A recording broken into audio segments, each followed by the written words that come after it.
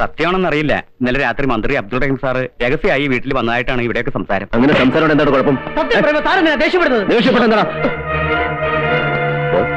താൻ വെറുതെ ആളുകളോട് ചൂടാകണ്ട. പ്രശ്നത്തിന്റെ പോക്ക് മുഴുവൻ അബ്ദുൾ റഹീം സാറിന്റെ ലക്ഷ്യം വെച്ച.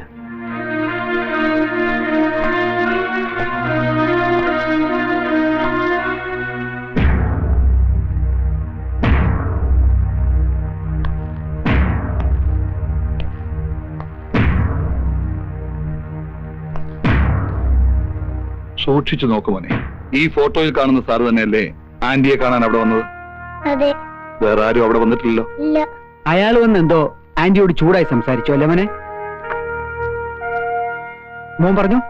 ഇത് കൊച്ചുകുട്ടിയല്ലേ സാർ, അവർ തമ്മിൽ സംസാരിക്കുന്നിടയ്ക്ക് ഉറങ്ങിപ്പോയിന്ന് ഈ കുട്ടി തന്നെ പറഞ്ഞില്ലേ സാർ?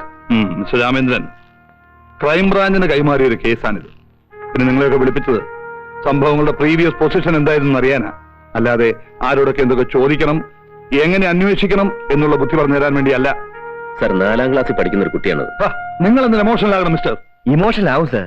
കാരണം പലപ്പോഴും ഇയാൾ ഒരുപാട് സംരക്ഷിച്ചുള്ള ഒരു മിനിസ്റ്ററാ. ഒരാപത്ത് വരുമ്പോ പിന്നെ തിരിച്ചു നന്ദി കാണിക്കണമല്ലോ, അല്ലേ? അത് തോന്നിയത് കൊണ്ടാണ് ഈ കേസ് ഇത്രയും പെട്ടെന്ന് ക്രൈംബ്രാഞ്ചിന്റെ കൈകളിൽ എത്തിയത്. അതിനെക്കുറിച്ചൊന്നും പറഞ്ഞു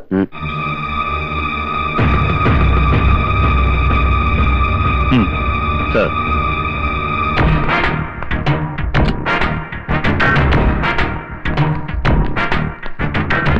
ഇതാണ് സാർ മിനിസ്റ്ററുടെ PA.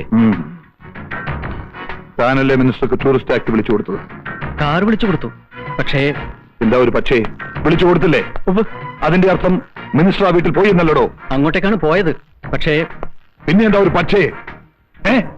പൊയ്ക്കോ.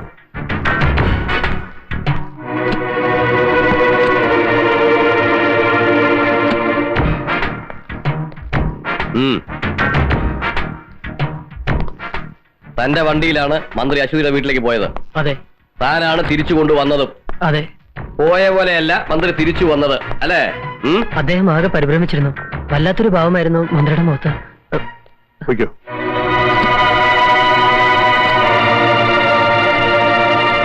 സാർ, മിനിസ്റ്റർക്ക് ആ പെണ്ണിനോട് വേറെയും ശത്രുതയുണ്ട്. അദ്ദേഹത്തിനെതിരെ പ്രകടനം നയിക്കുക, പരസ്യമായി വെല്ലുവിളി നടത്തുക, അതും പഴയ കാമുകി. അല്ലായിരുന്നെങ്കിൽ ഒരിക്കലും അസമയത്ത്, അതും മറ്റാരെയും കൂടാതെ അദ്ദേഹം അവിടെ പോകുമായിരുന്നില്ല. അതെ, മിനിസ്റ്റർ ആയതിന്റെ പേരിൽ സംശയിക്കപ്പെടുന്ന ഒരാളെ ചോദ്യം ചെയ്യാതെ വിടുന്നതും ശരിയല്ല. സാർ പ്ലീസ്, ഇതിന്റെ പിന്നിൽ പ്രവർത്തിച്ചിരിക്കുന്നത് മുഴുവൻ ദേശദ്രോഹികളാണ് സാർ. മറ്റു പല കുറ്റങ്ങളും പുറത്തു കൊണ്ടുവരാതിരിക്കാനും പലരെയും നിശബ്ദരാക്കാനും വേണ്ടി മനഃപൂർവ്വം കളിച്ച കളിയാണ് സാർ. ഷട്ട് താൻ ആരോടോ ഇതൊക്കെ ചോദിക്കാൻ? കാക്കി കുപ്പായം അണിയിച്ച് എല്ലാവരെയും രക്ഷിക്കാൻ വേണ്ടി ദൈവം ഭൂമിയിലേക്ക് ഇറക്കി വിട്ട ദൈവപുത്രന? ബാക്കിയുള്ളവരൊക്കെ മണ്ടന്മാരല്ലേ? പാതിരാത്രി നേരത്ത് അംഗരക്ഷകനെയും ഔദ്യോഗിക വാഹനം ഉപേക്ഷിച്ച് മന്ത്രി ആ പെണ്ണിന്റെ വീട്ടിലേക്ക് പോയത് ശൃംഗരിക്കാനല്ലേ? സാർ ഇറങ്ങി പോണം mister. I say you get out മാൻ.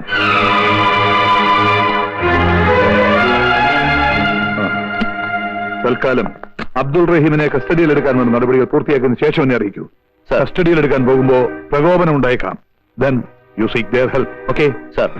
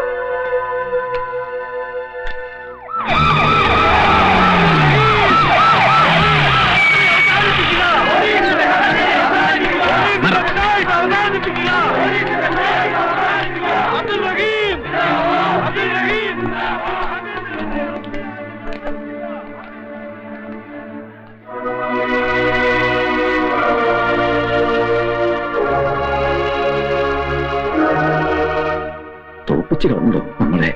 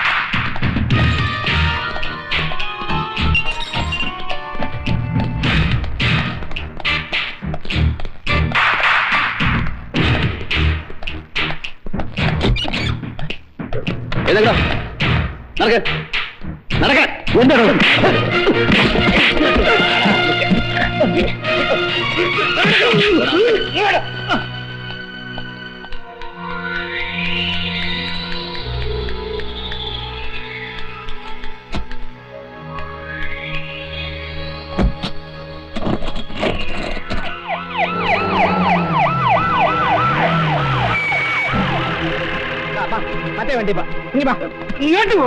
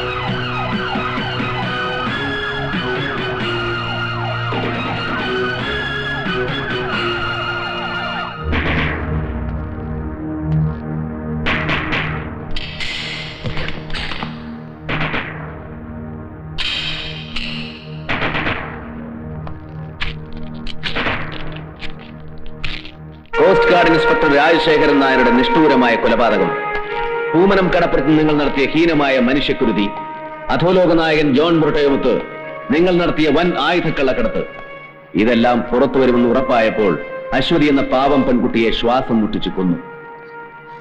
ആ കുറ്റം അബ്ദുൾ റഹീമിന്റെ തലയിൽ കെട്ടിവെച്ച് 24 മണിക്കൂറിനുള്ളിൽ അയാളെ തടവിലാക്കി എന്നെ നിശ്ചലനാക്കാൻ നിങ്ങൾ കാണിച്ച ബുദ്ധി ആരുടേതാണെന്ന് എനിക്കറിയാം.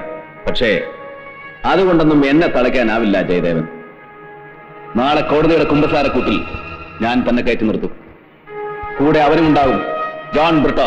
മതിയുടെ പ്രസംഗിച്ചത് കയ്യൂക്ക് കാണിച്ച് എന്നെ നിന്റെ മുമ്പിൽ കൊണ്ടിരുത്തിയപ്പോ മുട്ടും കുത്തിന്ന് മാപ്പിലൊക്കെ വിചാരിച്ചോ നീ? 7ാം ക്ലാസ്സിൽ പഠിക്കുമ്പോ കൈ പൊടിയും പിടിച്ച് തെരുവിലിറങ്ങിയവനാ ഞാൻ. അതിനിടയ്ക്ക് നിന്നെ പോലെ പല മിടുക്കന്മാരെ കണ്ടും പൊരുതിയും തറത്തും നിന്നവനെയൊക്കെ വെട്ടി മാറ്റിയുവാ ഞാൻ ഈ നിലയിലെത്തിയത്. താൻ പോണോ? ഇവനൊരു കോപ്പും ചെയ്യില്ല. ഇവനേക്കായി നെഞ്ചൂക്കായിരുന്നു ഇവന്റെ തന്തയ്ക്ക്. എന്നിട്ട് എന്ത് പറ്റി? ഒരു പഴമ്പായി പൊതിഞ്ഞ് ഇവന്റെ മുമ്പിൽ വെച്ചു കൊടുത്ത ചാരവസ്തിയും സ്വന്തം തന്തയുടേതായിരുന്നു എന്ന് ഉറപ്പുണ്ടോ നിനക്ക്? ഒപ്പം കത്തിക്കരിഞ്ഞ ഏതോ തീറ പോലീസുകാരന്റെ അസ്ഥിയെടുത്ത് ശേഷക്രിയ നടത്തേണ്ടി വന്നവനല്ലേടാ നീ. ഈ പറ, അച്ഛന്റെ ചരിത്രം ആവർത്തിക്കണമെന്ന് നിനക്ക് ഭാവമല്ലേ നിന്റെ അമ്മ?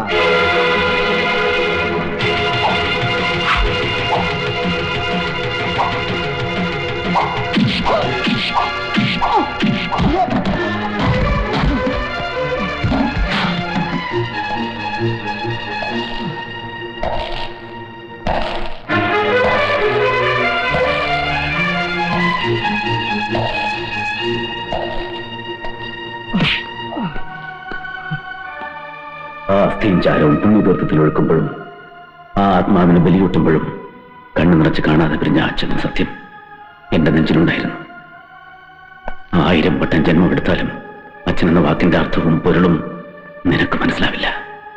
അതറിയണമെങ്കിൽ ഒറ്റ തന്തയ്ക്ക് ജനിക്കണം.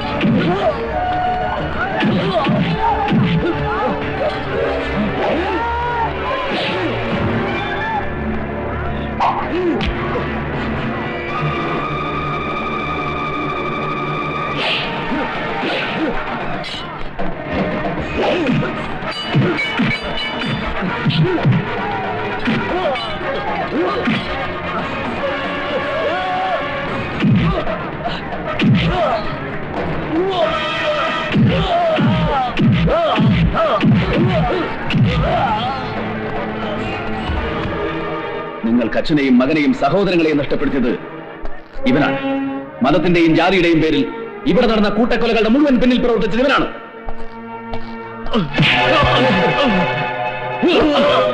ജോൺ ബ്രിട്ടോ, വർഗീയ സംഘർഷങ്ങളുടെ നാടല്ല ഇത്. തീവ്രവാദത്തിന്റെ വിത്ത് വിതച്ചാലും മുളയ്ക്കുന്ന വിളഭൂമിയല്ല ഇത്. അക്ഷരം പഠിക്കുന്ന ആദ്യ പാഠത്തിന്റെ ആദ്യ താളിൽ നിന്നും മനഃപ്പാഠമാക്കിയ, ദേശസ്നേഹത്തിന്റെ അമൃതാക്ഷരങ്ങൾ ജപമന്ത്രമാക്കിയ ദേശസ്നേഹികൾ വാഴുന്ന നാടാണോ ഇത്? ഈ പവിത്ര ഭൂമിയിൽ ചോരത്തുള്ളികൾ വീട്ട് ലാഭം കൊയ്യാൻ ആരെയും അനുവദിക്കില്ല ഞങ്ങൾ.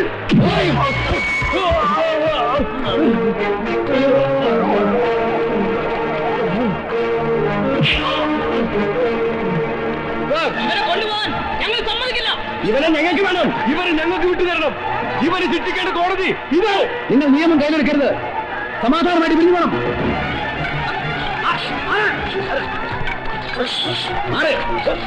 പിരിഞ്ഞു പോവാൻ പ്രശ്നം.